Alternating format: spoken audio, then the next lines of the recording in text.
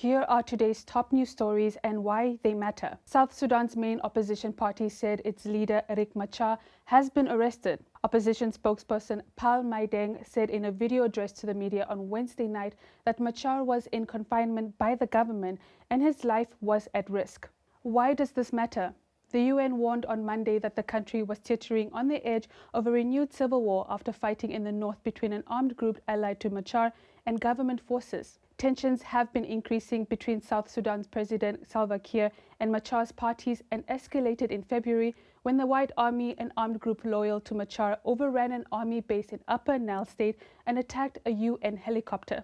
According to media reports, Machar was being held at his house with his wife and 2 bodyguards. Following reports of the detention of Machar, the head of the UN mission in South Sudan, Nicholas Haysom, said all parties should exercise restraint and uphold the revitalized peace agreement, referring to the 2018 agreement that ended the country's 5-year civil war. Meanwhile, Washington's Bureau of African Affairs called on South Sudan president to release his rival. 40 former public sector employees have filed a lawsuit against the government of Ghana, challenging their dismissal as unconstitutional and politically motivated.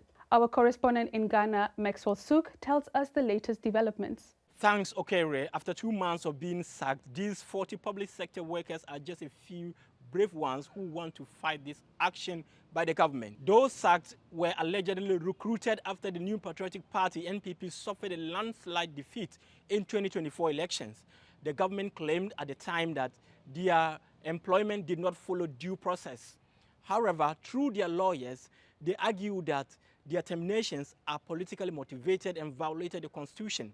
The group, represented by Dami and Partners, a law firm linked to former Attorney General Godfrey Yeboah Dami, contends that their terminations violated due process and Article 191B of the Constitution, which protects public servants from arbitrary dismissal. Let's hear what some Ghanaians are saying about the suit against the government. In a country where we find ourselves, it's very difficult to find a job. And an individual who is able to secure a job or a position somewhere, then suddenly being laid off with nothing being done about it, there surely should be something done about it, because it's a kind of injustice and there are people depending on them. I think everybody has the right to employment. So, and now the government has dismissed them from their jobs. So what are they going to do? So I think it's a right decision they've taken to sue the government to court. We need to take into consideration the recruitment process. Was it actually legitimate or not? If it was legitimate, then I think they have every right to go ahead and sue the government. But if it wasn't, then it's a wrong step they are trying to take.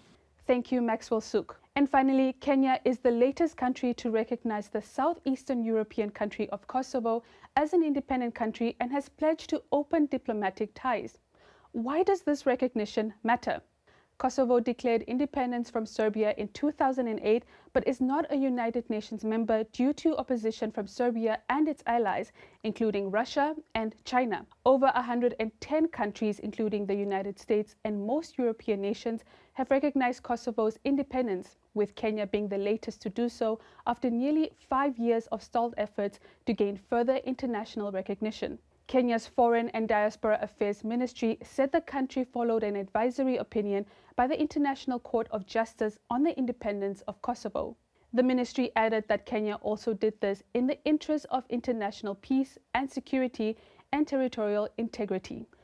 This move by Kenya comes as a surprise after President William Ruto assured his Serbian counterpart Alexander Vučić in 2023 that he would not jump on the Kosovo resignation bandwagon. Serbia's Ministry of Foreign Affairs strongly condemned Kenya's decision to recognize the unilaterally declared independence of so-called Kosovo. The ministry said in a statement that such a move constitutes a gross violation of international law and a direct violation of United Nations Security Council Resolution of 1244. The motivation for Kenya's decision is not immediately clear, but what will this recognition mean for Kenya and Serbia's future relations? Let us know in the comments. And that's all we have for you today. Don't forget to comment on the stories, like and subscribe to our page DW Africa. Thanks for watching. I am Okeri Ngushinado.